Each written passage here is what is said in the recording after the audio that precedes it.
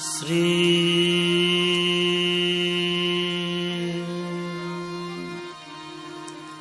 સરસ્વતી નમઃ.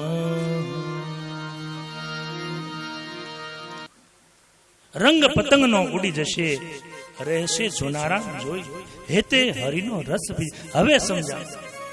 જ્યારે એ સંન્યાસી મહારાજ સમજાવતા હતા, ગળે વાત, એ સમયે ચિંતા કરે છે અને ગોકર્ણ મહારાજ આવી અને એને દશમા સ્કંદનો પાઠ કરવાનું કહે છે. મહારાજ, પિતાજી, હવે સમજાયું તો દશમા સ્કંદનો પાઠ કરી સંસારને છોડી હરિનું ભજન. આજે ગોકર્ણ મહારાજ 2 અધ્યાયમાં એને ઉપદેશ આપે. ગોકર્ણ ગીતા ઉપદેશ કરી અને એ સમયે આત્મદેવ બ્રાહ્મણ સંસારને છોડી વનમાં જતો રહ્યો છે. હવે ધુંધુકારી સ્વચ્છંદી બન્યો છે. પિતાનું અંકુશ હતું એ પણ જતું રહ્યું છે. હવે તો માની પાસે પૈસા માંગે છે. ધુંધુકારીની પાસે, ધુંધુકારી એની માં ધુંધુલીની પાસે પૈસા, અને માં પૈસા આપવાની ના પાડે છે. ત્યારે એકવાર માની સામે પણ હાથ ઉપાડવા માટે તૈયાર થયો છે. ત્યારે ધુંધુલી હવે રડે છે. રડે છે, વિચાર કરે, મેં મારા પતિને પણ છેતર્યા છે. સંતની પ્રસાદીની ઉપર મેં શંકા કરી છે. બેટા, આ તું મને નથી મારતો, મને મારું પાપ મારે છે. મેં કરેલું પાપ મારે છે. તું મારા ઉદરે જન્મ લીધો હો ને તો ક્યારે મારી પર હાથ ન ઉપાડી શકે. તને મેં વેચાતો લીધો છે ને, એટલે તું મને મારે છે. ધુંધુલી રડે છે. આજે માને પણ મારવા માટે તૈયાર થયો. માતાથી સહન નથી. ઘર છોડીને કુવામાં પડીને ધુંધુલીએ આત્મહત્યા કરી લીધી છે. પુત્રના દુઃખને સહન ન કરી શકી. હવે એકદમ સ્વચ્છંદી બન્યો છે. માં પણ મૃત્યુ પામી. હવે ધુંધુકારી પર અંકુશ રહ્યો જ એકલો છે. ન કરવાનું કર્મ કરવા લાગ્યો છે. 5 ગણિકાઓને ઘરમાં લઈ આવ્યો છે. શબ્દ, સ્પર્શ, રૂપ, રસ અને ગંધ, આ 5 ગણિકાઓને ઘરમાં લાવ્યો છે. ધન હતું એ બધું જ ખાલી થયું. અંતે હવે ચોરી કરે છે. ચોરી કરીને 5 ગણિકાઓને આપવા લાગ્યો છે. ભોગ ભોગવવા લાગ્યો છે. પણ એને ખબર નથી, ભોગો ન ભોગતા વયમે ન ભોગતા. જીવ ભોગને નથી ભોગવતો, ભોગ જીવને ભોગવી જાય છે. એકવાર વિચાર થયો છે ધુંધુકારીને કે આ રોજ આવી ચોરી કરવી એના કરતા મોટી ચોરી કરવું, કાયમ માટેની શાંતિ. રાત્રિનો સમય, ધુંધુકારી રાજ ખજાનામાં ચોરી કરે છે. મોટી રાત્રિના સમયે ચોરી કરી ઘણું જ ધન લઈને પોતાના ઘરે આવે છે. 5 ગણિકાઓ જુએ છે કે આટલું ધન ક્યાંથી લઈ આવ્યો છે. ખબર પડી કે આને તો ખજાનામાં ચોરી કરી છે, રાજાને ત્યાં ચોરી કરી છે. 5 ગણિકાઓ વિચાર કરે કે રાજ ખજાનામાં ચોરી કરી છે. કદાચ જો રાજાને ખબર પડશે, ધુંધુકારી પકડાઈ જશે, તો એની સાથે આપણને પણ સજા થશે, જેલ ભોગવવી પડશે. પણ ધન પણ જોઈએ છે, જેલ પણ ભોગવવી નથી. 5 ગણિકાઓ વિચાર કરે છે. એ જ સમયે 5ના મનની અંદર વિચાર થયો કે આને જ મારી દઈએ, આનો જ અંત કરી દઈએ, આ જીવે તો પકડાય ને. અને એ જ સમયે પોતાના જ ઘરની અંદર 5 સ્ત્રીઓના હાથે ધુંધુકારી મરાયો છે. જાજા જીવ આ ભોગને ભોગવે ને તો ભોગ જ એનો નાશ કરે છે. મોઢામાં દગદગતા અંગારા નાખી એને બાંધી 5 ગણિકાઓ એને મારે છે. અને એ પછી આગળ જોયું, એના જ ઘરની અંદર ખાડો ખોદી એને ત્યાં જ દાટે છે. હિન્દુ ધર્મના શાસ્ત્ર પ્રમાણે જ્યાં સુધી આ શરીરને અગ્નિદાહ ન મળે ત્યાં સુધી જીવ ભટકે છે. શાસ્ત્રનો નિયમ છે, હિન્દુ ધર્મના નિયમ પ્રમાણે શરીરને અગ્નિદાહ મળવો જોઈએ. આજે બ્રાહ્મણ બની બગડ્યો છે, ગણિકાઓના હાથે મૃત્યુ પામ્યો અને પોતાના જ ઘરમાં દટાયો છે. પાછે ગણિકાઓ ધન લઈ છોડીને જતી રહી. અહીં દુષ્ટ દુરાચારી ધુંધુકારી મૃત્યુ તો પામ્યો, પણ એની ગતિ ન મળી, પ્રેત બન્યો છે.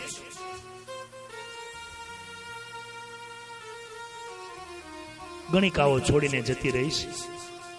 આ બાજુ ગોકર્ણ મહારાજ તીર્થયાત્રા કરવા માટે ગયા છે. તીર્થાટન કરી અને સમાચાર મળ્યા છે એમનો ભાઈ પણ મૃત્યુ પામ્યો, એટલે ગયાજીમાં એ ધુંધુકારીનું શ્રાદ્ધ કરીને આવે છે.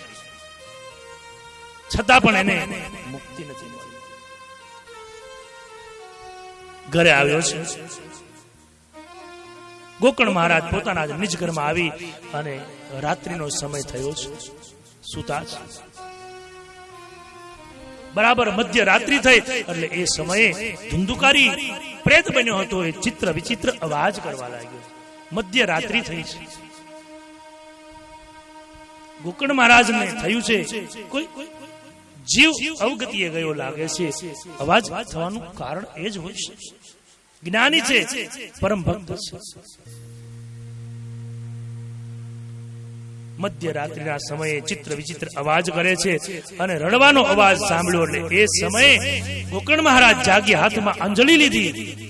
હરિને યાદ કરી સંકલ્પ કરીને બોલ્યા છે કે જે પણ જીવ અવગતિએ ગયો હોય ને અહીં મને રંજાડ કરે એ પોતાના મૂળ સ્વરૂપમાં પ્રગટ થાય. જળ છાટ્યું અને એ જ સમયે ધુંધુકારી ત્યાં પ્રગટ થયો અને ભાઈના પગમાં લાકડીની જેમ પડી ગયો છે. ગોકર્ણ મહારાજના ચરણમાં આજે ધુંધુકારી પડીને રડે છે. ભાઈ, હું પ્રેત બન્યો છું, બ્રાહ્મણ બનીને મને ગતિ ન મળી. ગોકર્ણ મહારાજ કહે, ભાઈ તારા માટે તો મેં ગયામાં શ્રાદ્ધ પણ કર્યું છે, પિંડદાન કર્યું છે, પણ તને કેમ મુક્તિ ન મળી છે? મારા હાથે પિંડદાન કર્યું છે. ધુંધુકારી બહુ સરસ બોલ્યો છે. ભાઈ, એક વાર ગયામાં શ્રાદ્ધ કર્યું ને ભાગવતજીમાં લખ્યું છે, ગયા શ્રાદ્ધ સતે નાપી નમે મુક્તિ પ્રયત છે.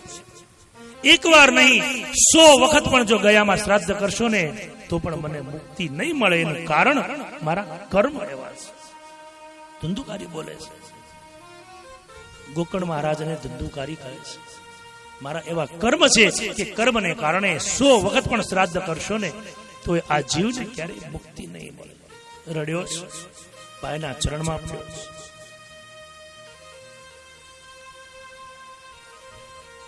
ગોકર્ણ મહારાજ વિચાર કરે, આટલો જ્ઞાની છું, મારા ભાઈને 100 વખત શ્રાદ્ધ કરવા છતાં પણ, ગયાજીમાં શ્રાદ્ધ કરવા છતાં પણ જો મુક્તિ ન મળે તો મારું જ્ઞાન શા કામનું છે?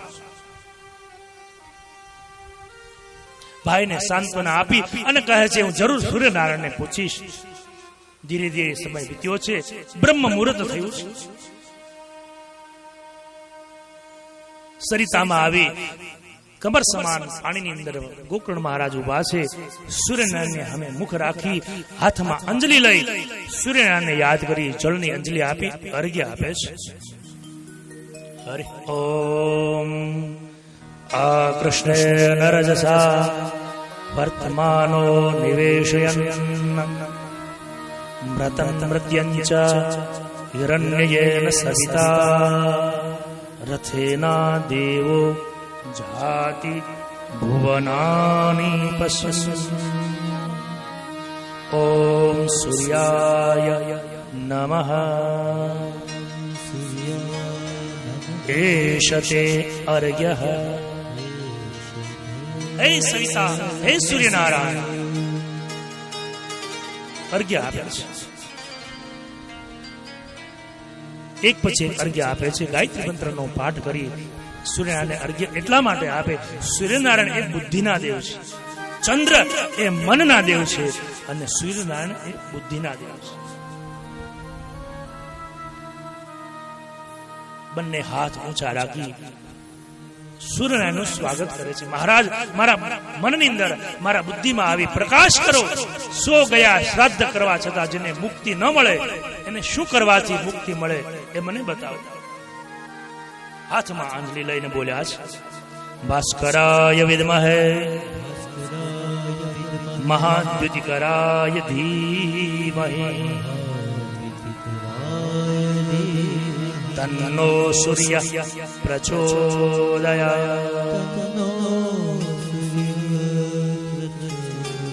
ભલે ઉગ્યા બાણ તમારા બુદ્ધિના દેવને પ્રાર્થના કરી છે અને સૂર્યનારાયણે બુદ્ધિમાં પ્રકાશ કર્યો છે. હે ગોકર્ણ મહારાજ, 100 ગયામાં શ્રાદ્ધ કરવા છતાં જેને મુક્તિ ન મળે એને જાઓ, મારા તમને આશીર્વાદ છે, શ્રીમદ ભાગવતની કથા સંભળાવો, એને મુક્તિ જરૂર મળશે. 2 હાથ જોડી સૂર્યનારાયણ પ્રગટ થયા અને એને વંદન કરી નમસ્કાર કરીને બોલ્યા છે, જપા કુસુમ સંકાશમ કાશ્યપેયમ મહોદ્યુતિ તમોરિમ સર્વપાપગ્નમ પ્રણતોસ્મિ દિવાકર. હે દિવાકર,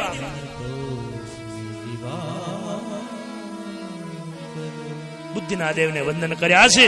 અને એ સમયે ગોકર્ણ મહારાજને થયું ક્યાં દૂર જાઓ, અહીં સરિતાનો કિનારો છે, વાંસનું વન છે, અહીં જ બેસી હું કથા મારા ભાઈને સંભળાવ. ભલે પ્રેત યોનીમાં હોય છતાં પણ એને કથા સંભળાવ. કથા કરવા માટે તૈયાર થયા છે. જે લોકોને સમાચાર મળ્યા છે, ગામના તમામ લોકો ગોકર્ણ મહારાજની કથા સાંભળવા માટે પધાર્યા છે. સૌ પોતપોતાના આસને બેઠા છે. આ બાજુ પ્રેત બનેલો ધુંધુકારી વાંસનું વન છે, એટલે એક વાંસની ગાંઠ ઉપર આવીને બેઠો છે, કીડો બનીને બેઠો છે.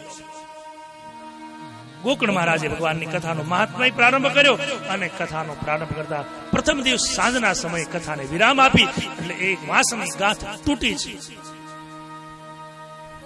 બીજા દિવસે પ્રાતઃ કાળે ફરીવાર ગોકર્ણ મહારાજે કથાનો પ્રારંભ કર્યો. બીજા દિવસની કથા પૂર્ણ થતા બીજી ગાંઠ તૂટી છે. ત્રીજી ગાંઠ ઉપર ધુંધુકારી પ્રેત બનીને બેઠો છે.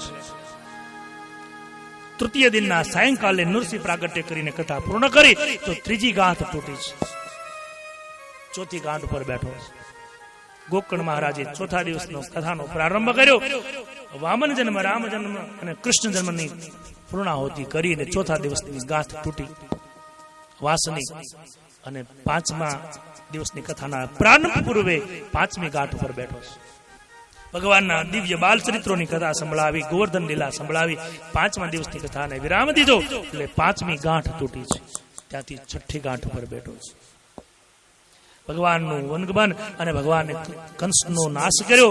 સાંજના સમયે ભગવાનના વિવાહ થયા, એ કથા સંભળાવી 6 દિવસની કથાને પૂર્ણ કરી, એટલે 6ઠી ગાંઠ તૂટી છે. અને અંતે 7મો દિવસ આવ્યો છે.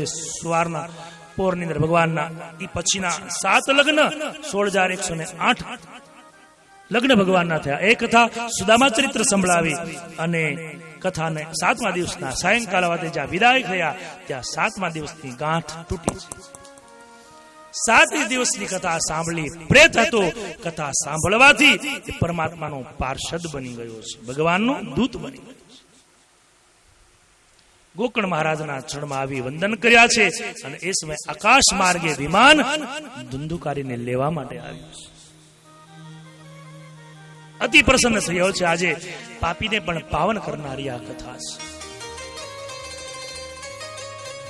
ગોકર્ણ મહારાજને 4 પ્રદક્ષિણા કરી અને વિમાન આકાશમાંથી આવ્યું. અને એ વિમાનની અંદર ધુંધુકારી ભગવાનની કથા સાંભળી અને સ્વયં વૈકુંઠમાંથી વિમાન લેવા માટે આવ્યું અને વિમાનમાં બેઠા છે. અને એ વિમાન ધુંધુકારીને વૈકુંઠમાં લઈ ગયું છે. આવી આ દિવ્ય ભાગવતની કથા છે. પણ એ વિમાનને જતા જોયું ને, એટલે ગામના લોકોએ બીજા પણ કથા સાંભળવા માટે બેઠા હતા. એ લોકોએ ગોકર્ણ મહારાજને પ્રશ્ન કર્યો કે મહારાજ, કથા તો અમે સાંભળી છે, પણ અમને વિમાન લેવા નથી આવ્યું. ત્યારે ગોકર્ણ મહારાજ કહે છે કે જેવી રીતે ધુંધુકારીએ સાંભળી એવી રીતે કથા સાંભળો તો જ વિમાન લેવા માટે આવે છે. એક જ આસને બેસીને એને કથા સાંભળી. નિત્ય ઓમ નમો ભગવતે વાસુદેવાયનો પાઠ કરીને કથા સાંભળી, ઉપવાસ કરીને કથા સાંભળી,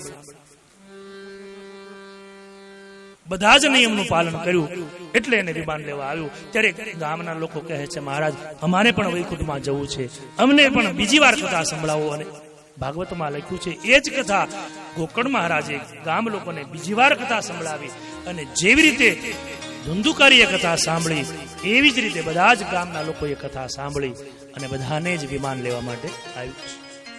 આપણે અહીંયા 7મા દિવસે વિમાન આવશે, બધા તૈયાર રહેજો.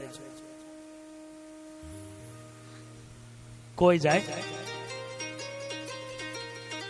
હજી તો ગગાને પરણાવવાનો બાકી, દીકરાને પરણાવવાનો બાકી છે, પછી જઈએ.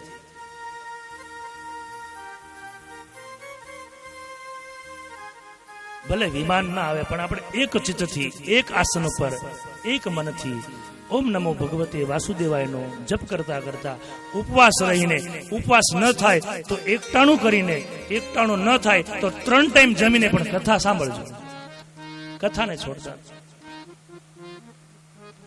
અહીં ધુંધુકારીને પરમાત્માનો પાર્ષદ બનાવી વૈકુંઠની અંદર લઈ ગયા છે. પછી શ્રોતાઓના અને વક્તાઓના નિયમો બતાવ્યા છે. મેં હમણાં જ કહ્યું એમ શ્રોતાઓના નિયમો છે. એક આસન પર બેસીને કથા સાંભળવી, ઉપવાસ રહીને ન થઈ તો કાંઈ નહીં પણ કથા સાંભળવી, એમ વક્તાઓના પણ નિયમો બતાવ્યા છે. સુંદર મજાનો એક શ્લોક બતાવ્યો છે. વિરક્તો વૈષ્ણવો વિપ્રો વેદ શાસ્ત્ર વિશુદ્ધ કૃત દ્રષ્ટાંત કુશલો ધીરો વક્તામ કયોદિ નિસ્પૃહ. કેવો વક્તા હોવો જોઈએ? વિરક્ત હોવો જોઈએ, મોહ વગર. વૈષ્ણવો, નરસિંહ મહેતાની ભાષામાં વૈષ્ણવ જન તો તેને કહીએ પીડ પરાઈ જાણ. એ ભાષામાં વક્તા વૈષ્ણવ હોવો જોઈએ અને ખાસ વિપ્ર હોવો જોઈએ, એટલે બ્રાહ્મણ હોવો જોઈએ. અત્યારે થોડાક ભજન આવડે એટલે વ્યાસપીઠ ઉપર ભલે કરે, એને ભોગવવાનું છે. ગુરુની આજ્ઞા સિવાય, ગુરુ પાસે ભણ્યા સિવાય કોઈ કર્મ સત્કર્મ કરી શકાતું નથી. કરે તો કોઈ નાય પાડતું નથી. વિપ્રો વેદ શાસ્ત્ર વિશુદ્ધ કૃત. વેદ અને શાસ્ત્ર ભણેલો હોવો જોઈએ. હવે ગુરુની પાસે તો જવું નથી અને આમ નામ તૈયાર થઈ જવું છે. પણ એ તકલીફ ત્યાં છે, સમાજ પણ સ્વીકારે છે એને. એ તો વિચાર સ્વીકારે એની છે. વેદ શાસ્ત્ર વિશુદ્ધ કૃત દ્રષ્ટાંત કુશલો ધીરો. જે પ્રસંગ આવે, શાસ્ત્ર સંમત પ્રસંગ આવે, એને દ્રષ્ટાંતની ભાષામાં સમજવાની કુશળતા એનામાં. વેદ શાસ્ત્ર વિશુદ્ધ કૃત દ્રષ્ટાંત કુશલો અને ખાસ ધીરો, ધીરજવાન હોવો જોઈએ. કંઈ પણ થાય ધીરજ ગુમાવી દઈને મગજ ગરમ થાય એ વક્તા ચાલે. દ્રષ્ટાંત કુશલો ધીરો વક્તા કાર્યોધિ નિસ્પૃહ. નિસ્પૃહ બનવું તો બહુ અઘરું છે. ભગવાન આપણી પાસે એ જ પ્રયત્ન કરાવે કે આપણે નિસ્પૃહી બને. બાકી તો બધું ચાલે, નિસ્પૃહી બહુ અઘરું છે. પ્રયત્ન તો કરી શકે. આવા લક્ષણો બતાવ્યા છે. અને હવે ભાગવતની કથાના મહાત્મય પછી છેલ્લા શ્લોકમાં લખ્યું અસારે સંસારે વિષય સંગ કુલદીય ક્ષણાર્ધમ ક્ષેમાર્ધમ પીબત રસ. સુત પુરાણી અહીં આ દ્રષ્ટાંતને બતાવીને કહે કે પાપીને પણ પાવન કરનારી કથા એ શ્રીમદ ભાગવત. શ્રીમદ ભાગવત રસપાન સંતો સાંભળો બાર. જપ તપ તીર્થ કાશી એ તો ભાગવતની દાસી. અંતે મળે અવિનાશી સંતો સાંભળો બાર. ભાગવતને શરણે જાતા પાપી પણ પાવન થાતા.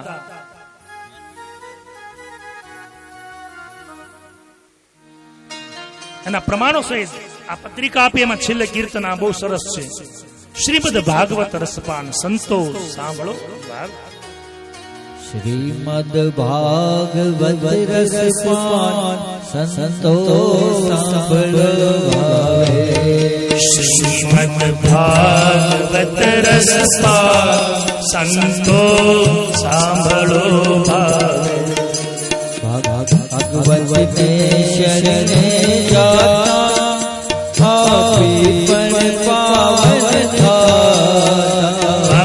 ભાગવતને શરણે જાતા પાપી પણ પાવન થાતા ભગવતને શરણે જાતા પાપી પણ પાવન થાતા ભગવતને શરણે જાતા પાપી પણ પાવન થાતા અજગયનામાં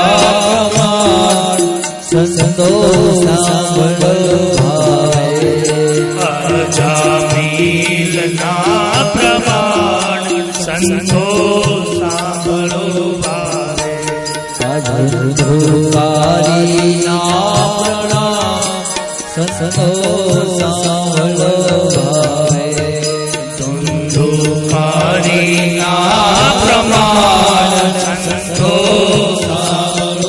એનું પ્રમાણ છે ભાગવતને શરણે જાતા પાપી પણ પાવન થાતા એનું પ્રમાણ ધુંધુકારીનું પ્રમાણ છે એટલે રસપાન સંતોને કહ્યું શાંતિથી સાંભળો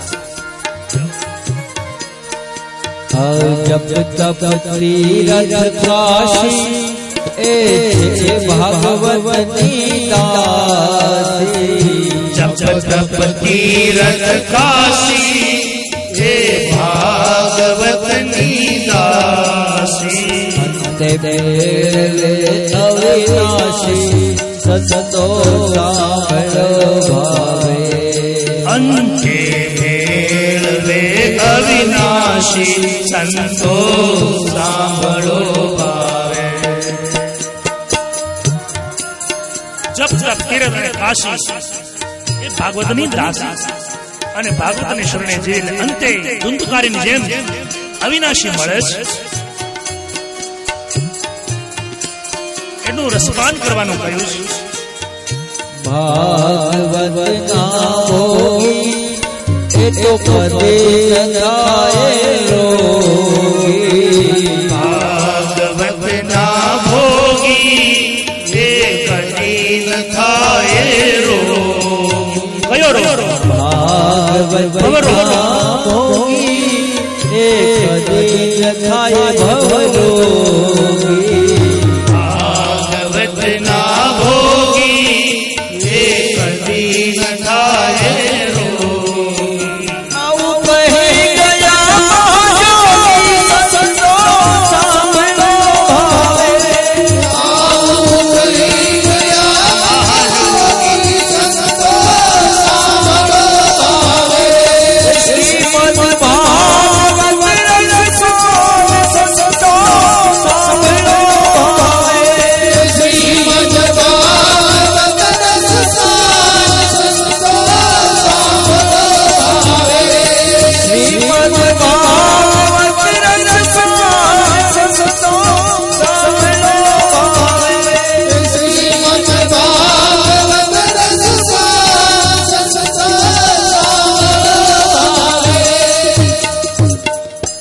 જપ તપ તીરથ કાશી એ છે ભાગવત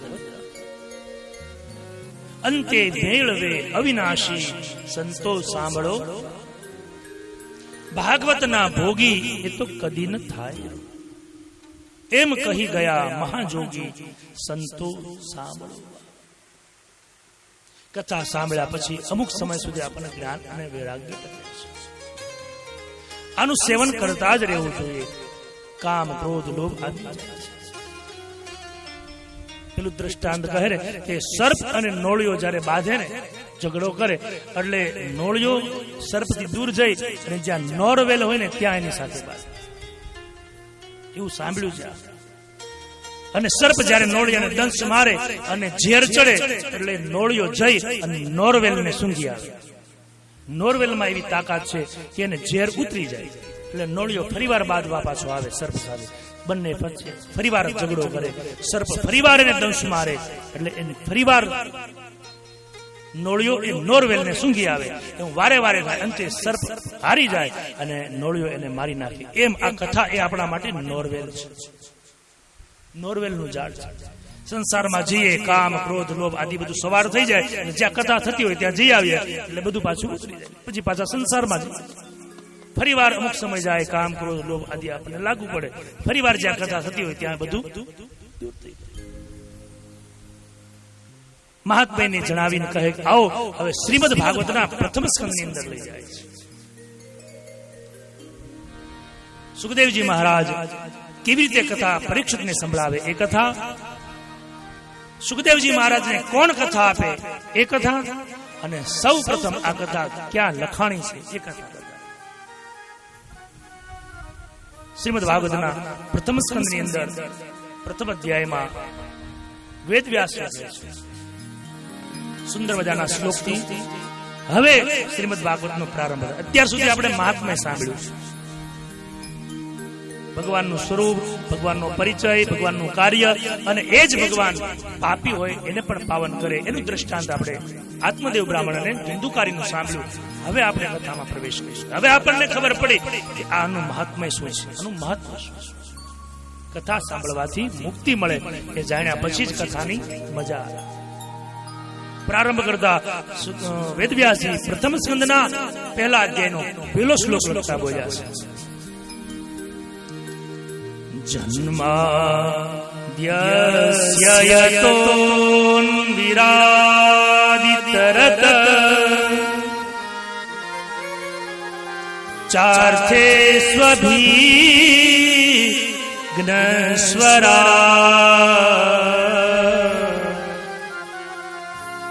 તેને બ્રહ્મરદાય આદિ કવયે મુહ્યન્તિ યત સૂરય તેજો વારિમૃદા યથા વિનિમયો યત્ર ત્રિસર ગોમૃષા દામ્ના સ્વેન સદા નિરસ્તકુહકમ સત્યમ પરમ ધીમહિ સત્યમ પરમ ધીમહિ. શ્રીમદ ભાગવતનો પ્રથમ અધ્યાય, પ્રથમ સ્કંદ અને પ્રથમ શ્લોક. જન્માદ્યસ્ય યતોન્વયાદિતરત ચાર્થેસ્વ વિઘ્નસ્વરા. જકાર એ દગ્ધ અક્ષર છે. જ્યારે હૃદય દ્રવીભૂત થાય છે, આક્રંદ કરે છે, હરિને પામવાનો વિચાર કરે છે, ત્યારે ઉદ્ગાર જે હૃદયમાંથી નીકળે એ જકારથી જ નીકળે છે. આગળ કથા આવશે આપણે 5મા કે 6ઠા દિવસે, જ્યારે ભગવાન રાસલીલામાંથી અદ્રશ્ય થયા ને ત્યારે તમામ ગોપીઓ સંદગ્ધ બની છે અને હૃદયમાંથી ઉદ્ગાર નીકળ્યો એ પણ જકારથી નીકળ્યો છે. જયતિ ચેદિકમ જન્મ નાવ્રજ દગ્ધાક્ષર. અહીં દ્રવીભૂત થયેલું હૃદય હતું વેદવ્યાસનું, એટલે પ્રથમ શ્લોક લખ્યો છે જન્માદ્યસ્ય યતોન્વયાદિતરત. ભાગવતનો પ્રથમ શબ્દ જન્મ છે. જીવનો આ જગતમાં આવે ત્યારે જન્મ થાય છે, એટલા માટે પ્રથમ શબ્દ જન્મ છે. અને શ્રીમદ ભાગવતનો અંતિમ શ્લોક અને અંતિમ ચરણમાં શું લખાય છે? મકાર આવે છે. એટલે જન્મ અને મૃત્યુની વચ્ચે આ જીવને શું કરવું એ ભાગવત બતાવે છે. એટલા માટે શ્રીમદ ભાગવતનો પ્રથમ શબ્દ જકારથી થયો છે. ગીતાજીનો પ્રથમ શબ્દ ધર્મથી થયો છે. ધર્મ ક્ષેત્રે કુરુક્ષેત્રે સમવેતા યુધુત્સવા મામકા પાંડવાશ્ચૈવ કિમ કુર્વંતી સંજય. ધર્મથી થયો, કારણ કે ભગવાન રણ મેદાનમાં અર્જુનને પોતાનો ધર્મ બતાવવા માટેનો ઉપદેશ કરે છે. એટલા માટે પ્રથમ શબ્દ ધર્મ આવે છે. વાલ્મીકી રામાયણમાં પ્રથમ શબ્દ તપ આવે છે, કારણ વાલિયા લૂંટારામાંથી તપસ્વી બની અને વાલ્મીકી ઋષિ થયા એટલા માટે પ્રથમ શબ્દ તપ આવે છે અને રામચરિત માનસનો પ્રથમ શબ્દ વર્ણથી થયો છે. વર્ણાનામ અર્થ સંગાનામ રસાનામ છંદસા. જકાર શબ્દ દગ્ધાક્ષર છે. સૃષ્ટિનું જેને સર્જન કર્યું છે, સૃષ્ટિનું જે પાલન કરે છે અને સૃષ્ટિનો જે વિનાશ કરે છે એવા પરમાત્માના આ દિવ્ય ચરિત્રની કથા એટલા માટે એ ભાગવત છે. પ્રસન્નતાની સાથે 3 વાર મંગલાચરણ કરે છે સુત પુરાણી. પ્રથમમાં, મધ્યમાં અને અંતમાં મંગલાચરણ કરે છે. આમ જુઓ તો મંગલાચરણના 3 ભાગ છે. પ્રાતઃ કાળે મંગલાચરણ કરીએ, મધ્યાહન કાલે મંગલાચરણ કરીએ અને રાત્રે સ્તુતિ વેળાએ પણ મંગલાચરણ કરવું છે, જેને આપણે ત્રિકાળ સંધ્યા કહીએ છીએ. પાંડુરંગ દાદા જે ત્રિકાળ સંધ્યા બતાવે છે, સવારે ઉઠીને, બપોરે ભોજન કરતી વખતે અને રાત્રે સુતી હરિને યાદ કરીને સૂઈએ, એ 3 પ્રકારનું મંગલાચરણ છે. 3 અવસ્થામાં પણ મંગલાચરણ બતાવ્યું છે. બાલ્યાવસ્થામાં મંગલાચરણ, યુવા અવસ્થામાં મંગલાચરણ અને વૃદ્ધાવસ્થા. શું કામ? બાલ્યાવસ્થામાં મંગલાચરણ કરીએ તો આપણું બાળપણ દિવ્ય બને, યુવાવસ્થામાં મંગલાચરણ કરીએ તો આપણી યુવાની મંગલમય બને અને વૃદ્ધાવસ્થામાં મંગલાચરણ કરવાથી આપણું મૃત્યુ મંગલ બને. એટલા માટે મંગલાચરણ બતાવ્યું છે.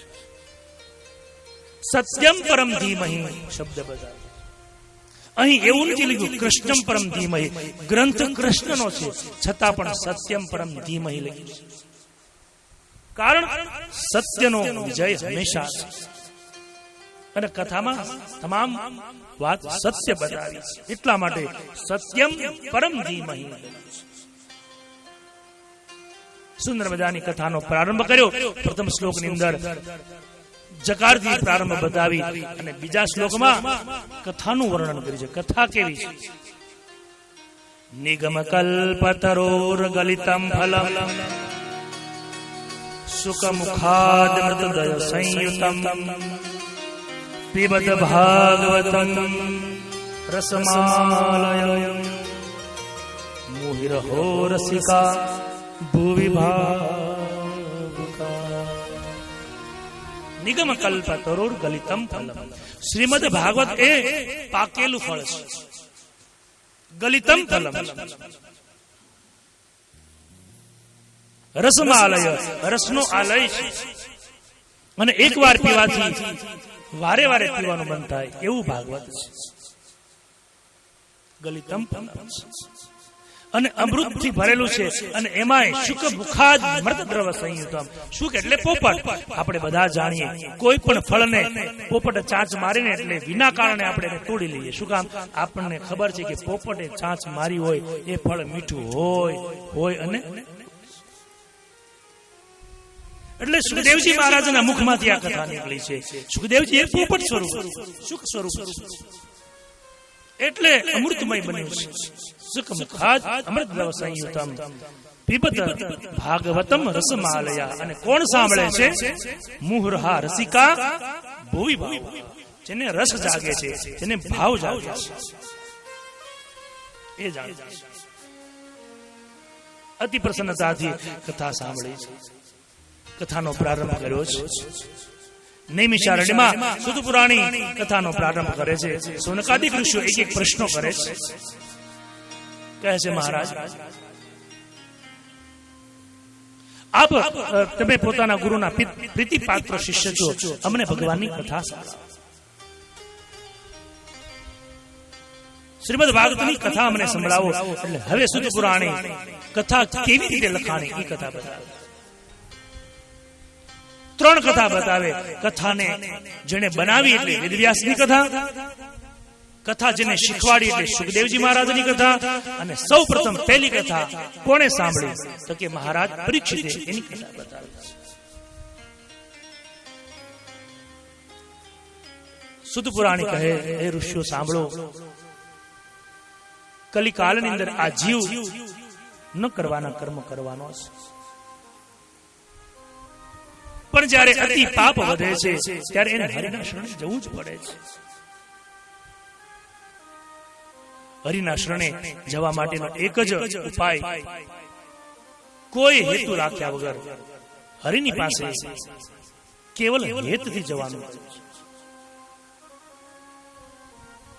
અને આપણે બધા એવું કરીએ, જયારે સમય આપણો પૂર્ણ થઈ જાય ત્યારે હરિ પાસે જઈએ. હકીકતે બાળ અવસ્થામાંથી હરિનું ભજન રાખે.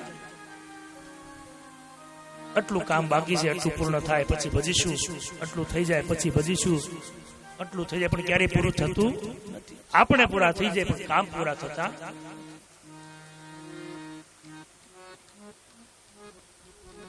કાલ વ્યાલ મુખદાસ ત્રાસ નિર્ણાંશ. શુદ્ધ પુરાણી કહે છે, એકવાર વેદવ્યાસજી મહારાજ પોતાના આશ્રમની અંદર બેઠા છે. સંધ્યાનો સમય છે. નારદજીનું આગમન થાય છે. વેદવ્યાસજી મહારાજને નારદજી પ્રશ્ન કરે, એ મહારાજ, આપ જેવા સંતોએ તો 17 પુરાણોની રચના કરી અને છતાં તમારા પર વિષાદ કેમ છે?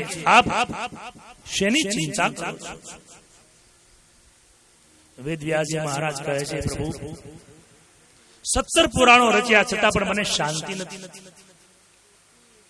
એટલે નારદજી સુંદર કહે, મહારાજ, 17 પુરાણો જે તમે રચના કરી એ બધી જ્ઞાન પ્રદાન કથા છે. હવે કોઈ એવું શાસ્ત્ર લખો કે જે ભક્તિ પ્રદાન હોય, જે સાંભળવાથી જીવ માત્રના હૃદયમાં ભક્તિ પ્રગટ થાય. વાત સમજાણી પણ કહે છે, મહારાજ, કેવી રીતે બનાવું? 17 પુરાણોની રચના તમે કરી છે, હવે 18મા પુરાણની રચના. અતિ પ્રસન્ન થયા છે અને કહે છે, મહારાજ, એમના માટે એક જ ઉપાય બતાવું છું. હરિનું ભજન હંમેશા હેતથી કરવાનું કહ્યું છે, પ્રસન્નતાથી કરવાનું કહ્યું છે. આપણે ભગવાનને કેવી રીતે ભજીએ? 2 કારણથી ભજીએ છીએ. આ જીવ માત્ર ભગવાનને 2 કારણથી ભજે, કાં તો ભયને કારણે અને કાં તો લોભને કારણે. મંદિરમાં દર્શન કરવા જઈએ એટલે 2 હાથ જોડીને ભગવાનને કહીએ કે ભગવાન, આટલું કરી દો એટલે શાંતિ. અથવા કઈ તકલીફ આવી હોય તો દોડીને મંદિરે કે ભગવાન, આટલી તકલીફ આવી, આમાંથી મને ઉગાર. જીવ માત્ર 2 જ કારણથી ભગવાનને ભજે છે, ભયને કારણે અથવા તો લોભને કારણે. પણ ક્યારે ભગવાનને હેતુ વગર ક્યારે આપણે ભજતા? કંઈક ને કંઈક એમાં હેતુ હોય છે. ભગવાનને ભજનવા માટે હેત જોઈએ, હેતુ. નરસિંહ મહેતા એ બધું છોડીને કેવલ હેતથી ભજતા, એટલે એના બધા જ કામ ભગવાનને કરવા પડતા. આપણે તો જૈન મંદિરમાં ઉભા હોઈએ, 2 હાથ જોડીને કહીએ, ભગવાન, ઘરના ઘર, ફળિયામાં નળ, છોકરા લાઈન સર, બધું આવું જ. કેટલું આ 3 વસ્તુ માગે ને એમાં બધું આવી જાય. ઘરના ઘર, ફળિયામાં નળ અને છોકરા લાઈન સર, એમાં બધું આવી. અને કા ભયને કારણે કઈક દુઃખ આવી પડે એટલે માળા ચાલુ થઈ જાય, કા મંદિરે જવાનું. ભય અને લોભ વિના જે ભજે એને ભગવાન જરૂર મળે છે. આપણી સાથે જ બને છે આવું નહીં, ભગવાનની સાથે પણ બન્યું છે. ગોપીઓ ઠપકો આપે છે ભગવાનને, સુંદર મજાની એ લીલા. ગોપીઓ સ્વયં ભગવાનને કહે, હે કૃષ્ણ, જ્યાં સુધી કંસનો ભય હતો ત્યાં સુધી તું ગોકુળમાં રહ્યો, કંસનો ભય મટ્યો એટલે તું મથુરા ગયો. ભગવાનને પણ ગોપીઓનું સાંભળવું પડ્યું. જાદવરાય, જાણ્યા મેં તમારા સમેત, આ જગતમાં હેતુ રે વિનાના નવ. કંઈક ને કંઈક સ્વાર્થ હોય એટલે ભગવાનનું ભજન થાય છે. ગોપીઓ ઠપકો આપે છે, કૃષ્ણને ગોપીઓ સુંદર ઠપકો આપે છે.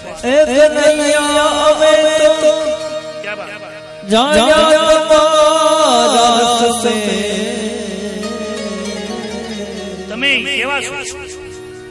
અમે તો હવે જાણી લીધા તમારા સમે,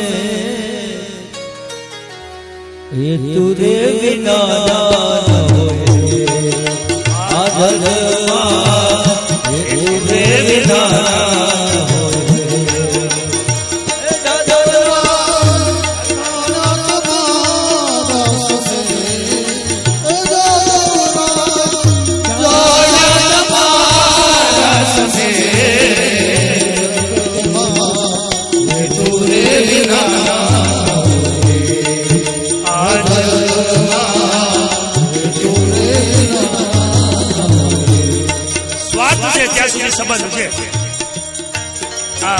મારી પત્ની, આ મારો પતિ, મારો દીકરો, મારી માં, આ બધું ક્યાં સુધી?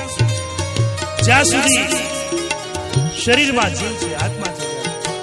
ગોપીઓ ઠપકો આપીને બોલ્યા છે, અટે પાટે સાડી ઉડા પૂજન કરાયા, પાટે સાડી પૂજન પાટે સાડી પૂજન કરા, પાટે સાડી પૂજન કરા, યસ શ્રી સસે પાટે હાળિયા પૂજન કરાયા, યસ શ્રી સસે દેહ વિના જાને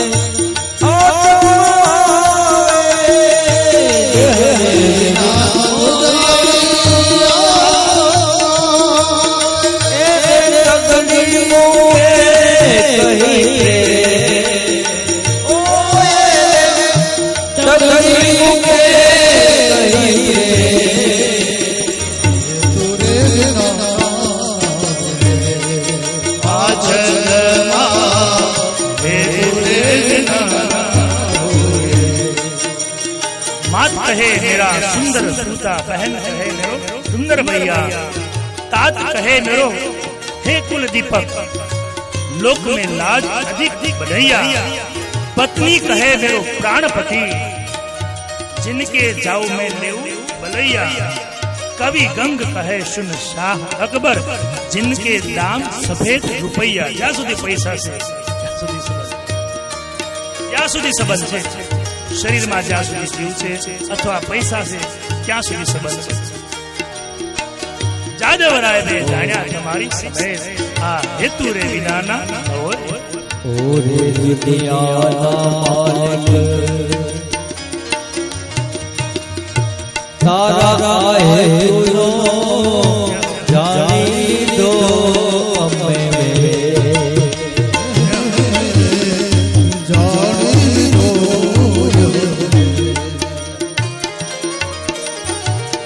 તારી લાને માટે સૃષ્ટિ રચાવી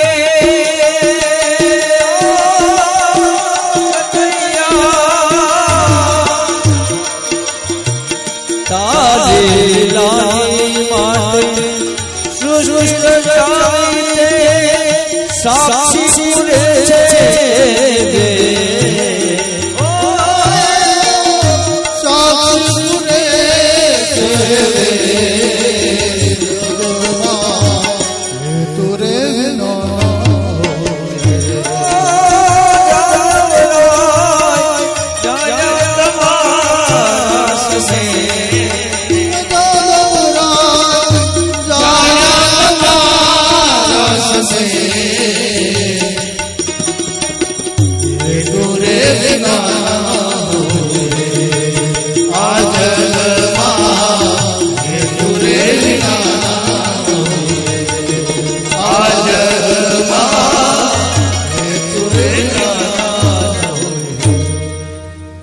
હેતુ રે વિનાના નવ હે આ જગમાં હેતુ.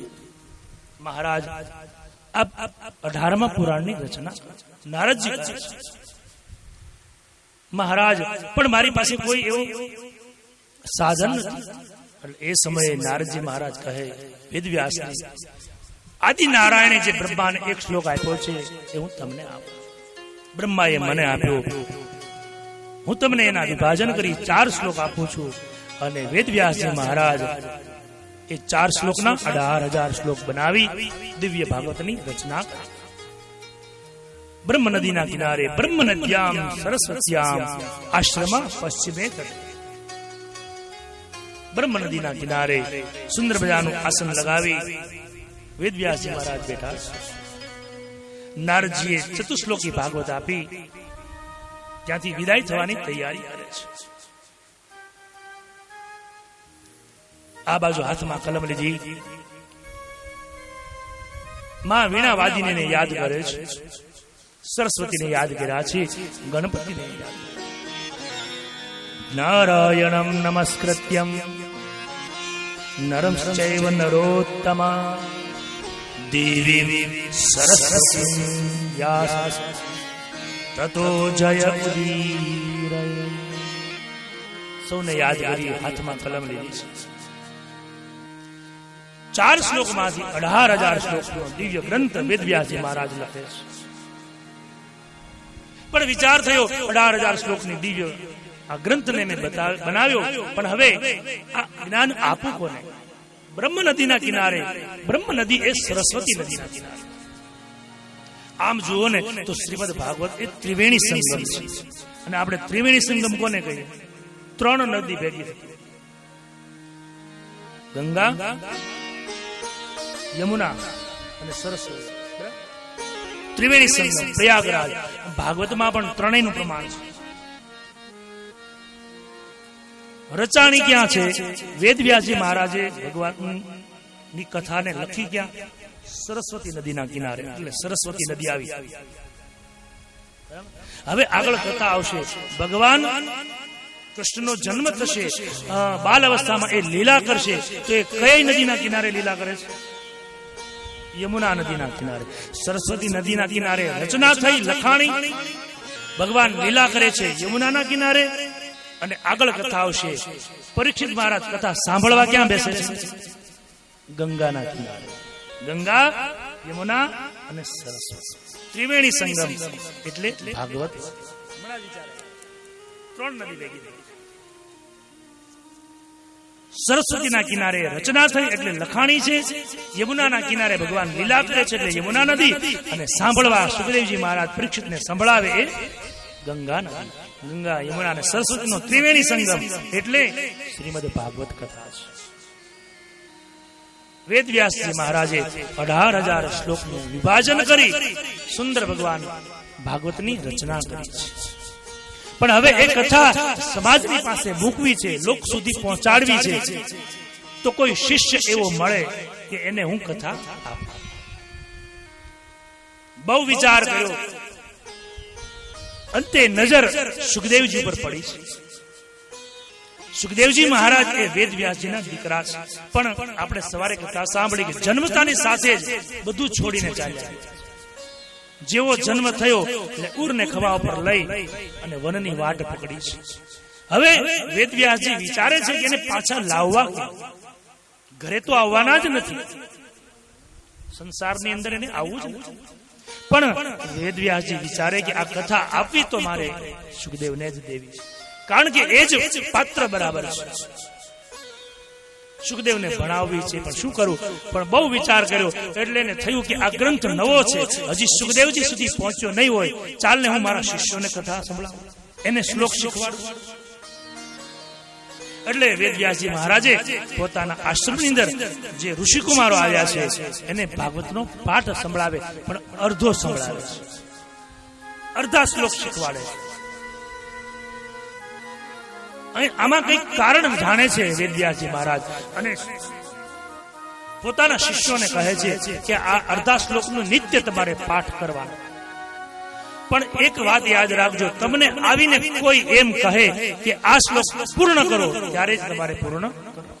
ત્યાં સુધી સતત તમારે અડધા શ્લોકનો પાઠ કરો. ઋષિકુમારો વિચાર કરે, ગુરુ મહારાજ આવું તો કઈ સાંભળ્યું છે? આવી કઈ વિદ્યા હોય? વેદવ્યાસજી જાણે છે આવી લીલા દ્વારા સુખદેવજી તો જ મારી પાસે આ કથા માટે આવશે, એટલે આવી લીલા કરે છે. પોતાના નાના નાના સુંદર મજાના ઋષિકુમારોને ભાગવતજીના શ્લોકો ભણાવે છે.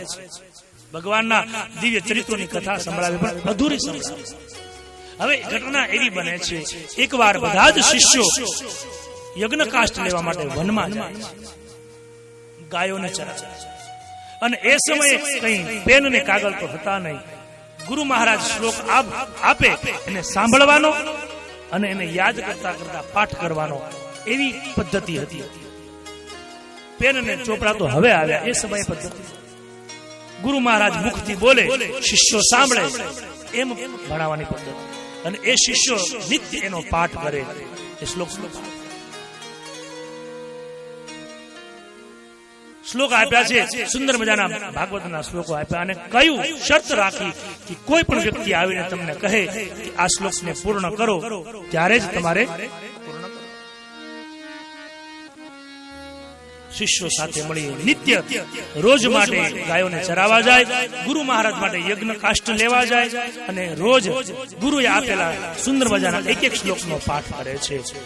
અહીં આજે નીકળ્યા છે બરાબર તમામ ઋષિ બાળકો યજ્ઞના કાષ્ટને ભેગા કરે છે, અને ગુરુ મહારાજે આપેલા દશમ સ્કંદના 31મા અધ્યાયના ભગવાનના સુંદર સ્વરૂપની માધુર્યનો શ્લોક બોલે છે, પણ અધૂરો બોલે છે. મંદાક્રાંતા છંદમાં સુંદર મજાનો શ્લોક ઋષિકુમારો બોલે છે.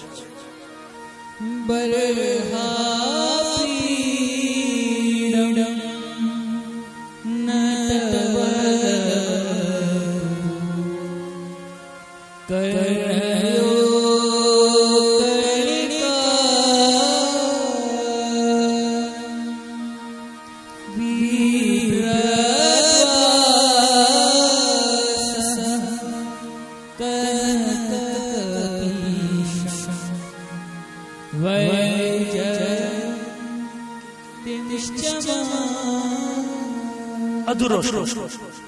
બરહા પીડમ નટવર વપુ કર્ણયો કર્ણિકા. બરહા પીડ, બરહા એટલે મોર,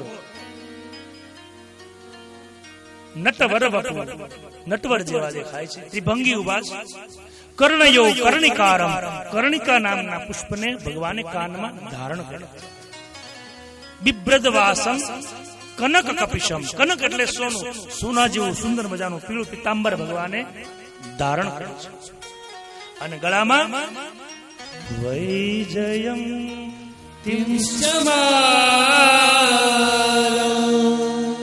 ગળામાં વૈજયંતી માળા પહેરી છે. ભગવાનનું અર્ધું સ્વરૂપ આ ઋષિકુમારો બોલે છે. શ્લોકનો પાઠ કરતા કરતા દૂર સુધી નીકળ્યા છે, પણ અધૂરા બોલે છે. એવામાં ભગવાનની લીલા દ્વારા સુખદેવજી મહારાજ વિચરણ કરે છે. સુંદર ઋષિ બાળકોનો અવાજ સંભળાયો છે. કાનની અંદર એ શ્લોક ગયા છે.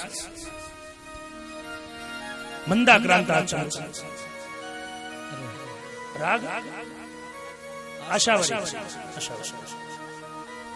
મંદ મંદ આક્રંદ દ્વારા જે ગવાતો હોય શ્લોક એને મંદાક્રાંતા કહે છે. જ્યારે જ્યારે આ મંદાક્રાંતા વધારે પડતો ભગવાનની પ્રાર્થનામાં વધારે આવે છે. જ્યાં જ્યાં ભગવાનની પ્રાર્થના આવે ત્યાં શ્લોક આવે છે. આપણા બધા જાણીએ પ્રચલિત બહુ સુંદર શ્લોક છે. શાંતાકારમ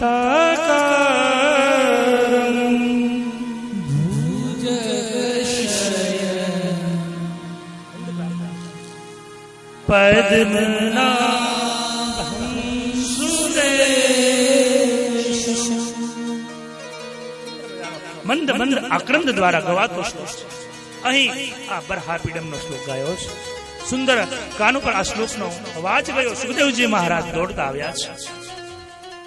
ઋષિ બાળકોને કહે, આ સુંદર મજાના ભગવાનના વર્ણનનું તમે ગાન કરી રહ્યા છો, પણ આ તો અધૂરું છે.